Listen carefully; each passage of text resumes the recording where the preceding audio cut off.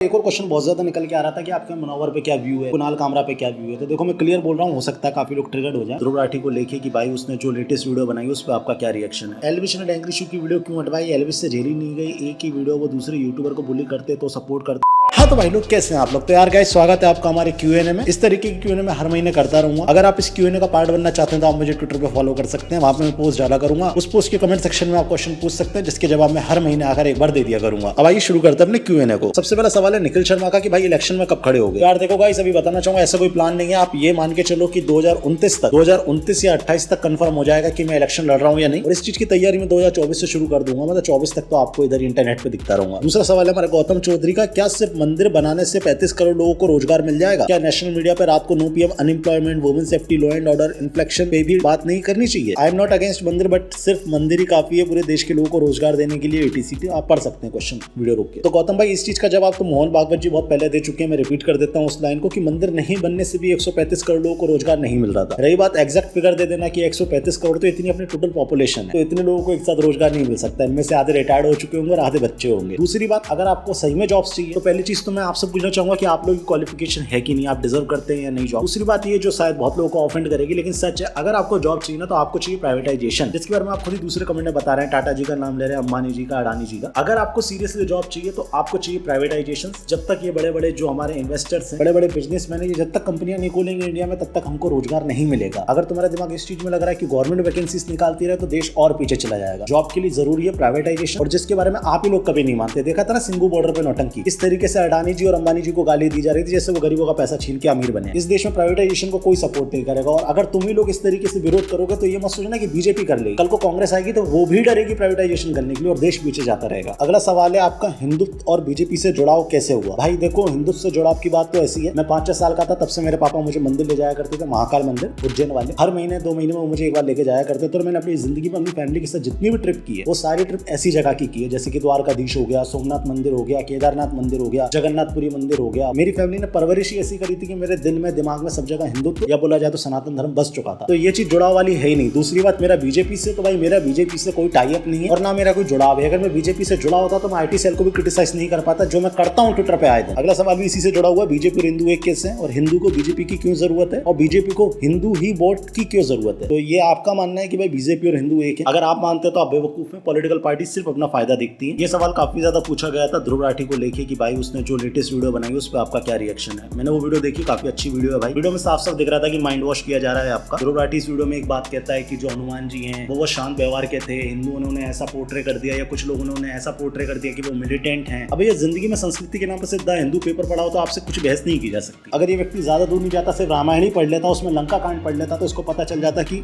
हनुमान जी का अग्रेशन क्या है। इसके अलावा इसने मुनावर को डिफेंड किया था जिसमें उसने गाली वाले सारे वर्ड हटा दिए थे। वो किस तरीके से सीता जी के मुंह से अपशब्द निकलवा रहा था, बुधरा का उसने मजाक उड़ाया था, जिसको इसने बोल दिया कि ये डार्क ह्यूमर है, जो कि टोटली गलत था, नॉन डिफेंडेबल था। इसी वीडियो में इसने आगे बात करी थी कि एल्विश यादव बीजेपी लीडर से मिल रहा है। यही अंतर होता है कि जब आप डेमोक्रेसी के ऊपर वीडियो बनाते हैं लेकिन डेमोक्रेसी के बारे में कुछ नहीं जानते। एल्विश यादव जिनसे मिल रहा है वो बीजेपी के लीडर्स नहीं, वो देश के मिनिस्टर हैं, चाहे वो फाइनेंस मिनिस्टर हो चाहे वो महिला बाल विकास मंत्री। अगर एल्विश के फोटो आपको नड्डा जी के साथ दिखे या अमित भैया के साथ दिखे तो आप मान सकते हैं कि वो ये बीजेपी लीडर से मिल रहा है। तो ये लॉजिक आपका बिल्कुल बेवकूफी से भरा था। इसके अलावा एक और क्वेश्चन था जो काफी ज्यादा पूछा गया था कि एल्विश ने डिसरिस्पेक्ट किया है टेंपल्स को। डेफिनेटली वो खुद कंडम करता है इस बात को और इस चीज के ऊपर वो ऑलरेडी स्पेसेस में अपॉलॉजी मांग चुका है। हाँ, उस चीज पर अगर तुम क्रिटिसाइज कर रहे हो तो ठीक है, मैं उसको डिफेंड नहीं करूंगा। इसके अलावा एक और क्वेश्चन बहुत ज्यादा निकल के आ रहा था कि आपके मुनव्वर पे क्या व्यू है, कुणाल कामरा पे क्या व्यू है। तो देखो मैं क्लियर बोल रहा हूँ, हो सकता है काफी लोग ट्रिगर्ड हो जाए। नो डाउट मुनव्वर बहुत अच्छा comedian, no doubt Kunal Kamra भी बहुत अच्छी कॉमेडी करता है। ये दोनों कॉमेडी बहुत अच्छी करते हैं, आर्टिस्ट बहुत अच्छे, नो डाउट। लेकिन जब बात आ जाती है आपके कल्चर पे, आपके रिलीजन पे, तो डेफिनेटली गुस्सा आता है। मैं फ्री स्पीच को सपोर्ट करता हूँ भाई। तुम माइंडसेट समझते हो लोगों का और चेंज करना चाहो तो कर भी सकते हो, लेकिन तुम एक ही का करोगे ना, दूसरे वाला तुम्हारा गला वाला काट देंगे, तो तुम चाहकर भी नहीं कर सकते। एक का करोगे तो आज की डेट में तुम्हें रिएक्शन मिल रहा है, रिटेलिएशन मिल रहा है, जो तुम देख रहे हो। एक और भाई का क्वेश्चन है, बीजेपी से कितना पेमेंट लेते, शायद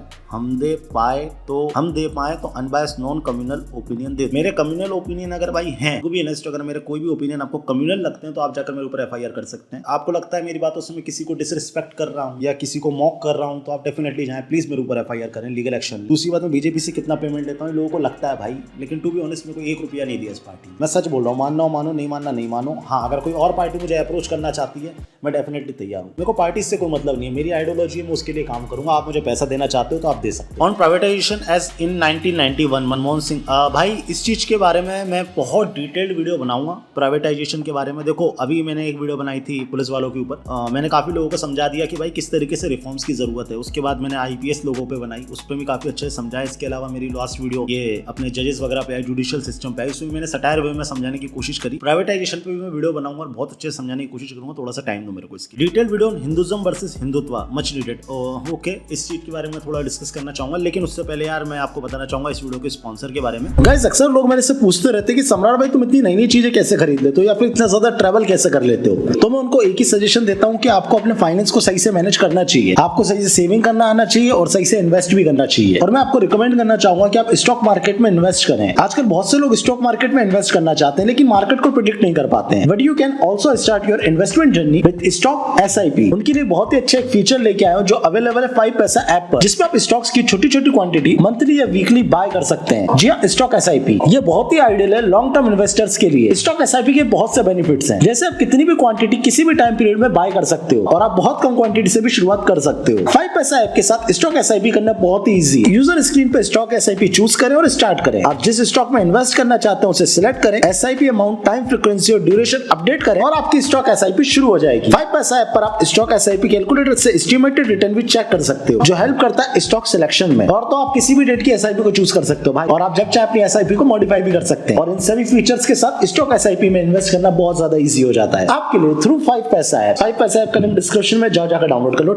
अब बात करते हैं हिंदुज्म वर्सेस हिंदुत्व के बारे में। काफी लोग मेरे से बोल रहे थे भाई इस बारे में बात करो। पहली बात तो ये नैरेटिव जिसने बनाया है उनके बारे में बात करना ही बेकार है। टू बी ऑनेस्ट, अगर मैं उनकी स्पीच में लॉजिक ढूंढ रहा हूं तो ये मेरी बेवकूफी है, आपकी नहीं। मेरे को समझ नहीं आता कोई हजारों लोगों के सामने कैसे कह सकता है कि एक चीज के दो मतलब नहीं होते। जिस जगह वो स्पीच दे रहे हैं उसी जगह के दो नाम है, इंडिया और भारत। हिंदुज्म अलग है, हिंदुत्व अलग है, मुस्लिम अलग है, इस्लाम अलग है, ईसाई अलग है, क्रिश्चियन अलग है, क्रिश्चियनिटी अलग है। ये अनलॉजिकल डिबेट यार, इसमें क्या बोलूं। मतलब कोई मन से कुछ भी निकाल के लाता और आप चाहते हो उस पर डिबेट हो, बिल्कुल बेवकूफी है। ये सवाल दिलीप राव जी ने पूछा, इसका जवाब चाहिए मुझे। मैं ST SC हूं तो क्या मैं हिंदू नहीं हूं या मेरा हिंदू होने का प्रूफ मांगेंगे ये लोग। इन्होंने कुछ स्क्रीनशॉट भी शेयर किए हैं जिसमें लोग बोल रहे हैं इनको, मतलब वही जो पुरानी मानसिकता उस बारे में। भाई देखो, सबसे पहली चीज तो ऐसे जो अकाउंट होते हैं ना, ट्रेड अकाउंट आजकल चला है कि ये अपनी कास्ट को सबसे ऊपर मानते हैं। लेकिन मैं आपको बताना चाहूंगा कि भाई मेरे हिसाब से कोई कास्ट नहीं होती, इंटरकास्ट मैरिज करनी चाहिए। अगर आप ST SC तब भी आप मेरे साथ बैठ के खाना खा सकते हैं, और अगर आप नहीं होते तब भी आप बैठ के खाना खा सकते हैं। मैं किस कास्ट से आता हूँ, वो किस कैटेगरी में आती है, मैं कभी शेयर नहीं करता, ना मैं कभी करूंगा। मेरे हिसाब से इतना ही काफी होगा। आपको खुद भी समझना चाहिए ये सब चीजें बेवकूफी है। जो लोग ऐसा करते हैं उनके लिए मैं आपसे माफी मांगता हूँ और मैं आपसे हाथ जोड़ के रिक्वेस्ट करता हूँ कि OBC ST SC जनरल ये सब छोड़ छाड़ दो। थोड़ा सा एक चीज के ऊपर देखो, सुधर जाएगा देश सच। सर एज अ क्रिएटर आपने अब तक क्या क्या अपग्रेड किया है और पहले क्या यूज करते थे? यार मैं फोन से वीडियो बनाता था, कैमरे ले चुका हूँ 2-3 बार। इससे पहले मेरे पास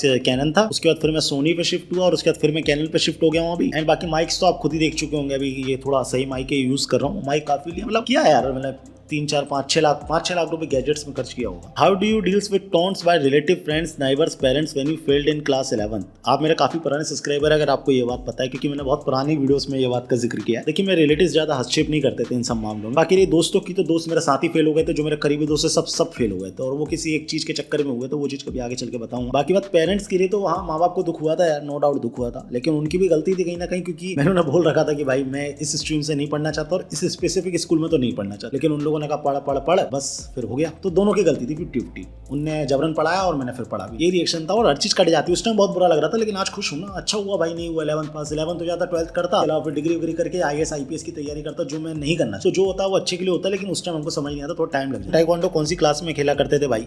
मैं खेला हूँ भाई 8th क्लास से 7th class I hope so 11th class तक, 7 से 11 तक खेले। Proud moment and favourite cartoon character मेरा cartoon character Tom and Jerry पसंद है मेरे को। प्राउड मोमेंट में तो अगर बोलना चाहे थे यार, काफी थे। सिल्वर बटन आया था तब भी प्राउड मोमेंट था। एंड थे, अब देखो छोटे मोटे रहते हैं, मतलब फैमिली के लिए कुछ कर दिया बड़ा और वो लोग खुश हो गए तो फिर वो प्राउड मोमेंट हो जाता है। ऐसे हैं भाई बहुत सारे। मैं आपको क्या क्या बताऊं। भाई आप लॉयर वकील हो क्या? भाई आपकी क्वालिफिकेशन क्या? क्वालिफिकेशन लोग काफी ज्यादा पूछा गया है। मैंने 12th मैथ्स स्ट्रीम से की थी, इसके बाद मैंने इंजीनियरिंग ट्राई की और ड्रॉप आउट कर गया। उसके बाद मैंने किया BCA। LLB मेरे को टाइम लगेगा, काफी लंबा टाइम लगेगा, क्योंकि मैं एग्जाम नहीं दे पा रहा, पढ़ ही नहीं पा रहा। To be honest. इसके अलावा प्रोफेशंस की बात करूँ तो मैं कई जगह जॉब कर चुका हूँ और मैंने क्या क्रैक किया क्या नहीं किया ये सब मतलब कभी मैं क्या बताऊँ, कभी मतलब हर चीज़ अपने मुंह से बताने में मज़ा नहीं आता ना, कुछ चीज़ें आपको अपने पता चलेंगी टाइम आने पर। ये अजीब टॉपिक है but how to truly approach a girl with good intent for friendship और प्रपोजल। भाई Samrat could answer as he is committed. भाई गुड इंटेंट देखो यार, तुम को भी लड़की को अप्रोच करने जाओगे तो डेफिनेटली तुम यही सब बोलोगे मुझे उन सब चीज़ों से मतलब नहीं है। मैं ट्रूली बता रहा हूँ, एक्सपीरियंस से बता रहा हूँ ये बात कि लड़की को रिलेशनशिप में ले आना बड़ी चीज़ नहीं होती भाई। उसके बाद जो मसले होते हैं ना, जैसे तुम पॉजिटिव तुम एक टाइम पे हो जाओगे, वो किससे बात करी क्या नहीं करी, फिर तुम्हारी लड़ाई झगड़ा हो, फिर बहुत पेनफुल टाइम होता है। रिलेशनशिप में लाना बड़ी चीज़ नहीं होती, उसके बाद की ज़्यादा बड़ी चीज़ें होती है। 11 मार्च 2016 को श्री अखिलेश यादव ने आपके चैनल का आइडिया दिया। भाई आपने मेरे चैनल की डेट भी देख ली। Thank you so much Akhilesh Yadav ji, आपने मेरा चैनल खुलवाया। आज फाइनली मैं इस मुकाम पर हूँ कि मैं आपको क्रिटिसाइज कर रहा हूँ यहाँ बैठ के। धन्यवाद, बहुत बहुत साधुवाद आपका, इसी तरीके से काम करते रहे। एल्विश ने डैंग्री की वीडियो क्यों हटवाई? एल्विश से झेली नहीं गई, एक ही वीडियो वो दूसरे यूट्यूबर को बुली करते तो सपोर्ट कर। बहुत अच्छा लिखा आपने क्रिटिसाइजिंग। खैर आपका नाम ही अब्दुल है तो मैं आपसे ज़्यादा डिबेट नहीं कर सकता भाई, मैं वैसे ही हार गया, आपका नाम पढ़ के हार गया। इसके अलावा जब मैं आपके ट्विटर अकाउंट में गया था मैंने देखा कि आपने भैया मोहम्मद जुबैर के ट्वीट को रीट्वीट कर रखा है, अरफा खानम शेरवानी को आप कोट रीट्वीट कर रहे हो, तो मैं समझ गया आपका माइंडसेट क्या हो। और जितना मैं जज कर पा रहा हूँ मैं समझ पा रहा हूँ आप कहाँ तक पढ़ोगे। तो आपको बताना चाहूंगा जोगिंदर की जो वीडियो हटी थी ना वो थर्ड पार्टी से हटी, जिसके बारे में मैंने आवाज उठाई थी, लेकिन आप जिस पर्टिकुलर क्रिएटर का नाम ले रहे हैं ना उसकी वीडियो पे कम्युनिटी गाइडलाइन स्ट्राइक आई थी। वो यूट्यूब मारता है, वो कोई पर्टिकुलर बंदा नहीं मार सकता। अब उसने अपील करी, वीडियो वापस आ गई, गलती से ये चीजें होती हैं। मेरी सेकंड लास्ट वीडियो जो मैंने आईपीएस के ऊपर बनाई थी वो एज रिस्ट्रिक्टेड है। विपिन रावत जी वाली वीडियो मेरी शैडो बैन है, फेसबुक से उसको डिलीट कर दिया गया। क्या दिखाया था मैंने दोनों वीडियो में? क्या बोल दूं कि मोहम्मद जुबैर बैठ के मेरी वीडियो डिलीट कर रहा है यूट्यूब ऑफिस में, या ये बोल दूं ध्रुव राठी ने हैक कर रखा मेरा चैनल, वो उठा के डिलीट कर देता, प्राइवेट कर देता, पब्लिक कर देता? नहीं भाई, हो जाती है, टेक्निकल चीज है। लेकिन उसके बाद भी ऐसी बातें करना गंवारों जैसी, ये चीज काफी ज्यादा। कितना पैसा लेते हो बीजेपी से भाई? देखो मैं तुम्हें क्लियरली बताना चाहूंगा, मैं 1 रुपया नहीं लेता, फिर भी अगर तुम्हें लगता है तो लो भाई, मैं कुछ नहीं कर सकता क्योंकि सच सुनने की तुम्हारे अंदर हिम्मत नहीं है। और बताना चाहूंगा बाल उखाड़ने से मुर्दा हल्का नहीं होता भाई। तुम्हें जो करना है तुम वो कर सकते हो, तुम्हें जैसा लग रहा है तुम वो कर सकते हो। मैं इसके अलावा ज्यादा वो नहीं देना चाहूंगा। तो मेरे ख्याल से लगभग बहुत सारे क्वेश्चन हो गए जितने मेरे को लेना चाहिए थे। अगर आपको ये एपिसोड पसंद आया लाइक करें, शेयर करें, कमेंट करें। इसके अलावा अगर आप भी ऐसे कुछ क्वेश्चन पूछना चाहते हैं जिसपे आपको मेरे ओपिनियन चाहिए तो आपको ट्विटर पे आना है, ट्विटर पे आके मुझे फॉलो करना है और मैं पोस्ट करता रहूंगा। इस महीने का तो होगा, इस पर मत करना कमेंट, अगले महीने का जो पोस्ट करूंगा उस पर आके कमेंट कर देना। इसी तरीके से मैं अपना ओपिनियन देता रहूंगा। एंड बाकी तो सब सेट है भाई। सम्राट भाई बेस्ट है, बोलिए जय श्री राम। अभी घूमने फिरने जा रहा है तुम्हारा भाई, मिलते हैं जल्दी, ठीक है, नई वीडियोस के साथ। धन्यवाद।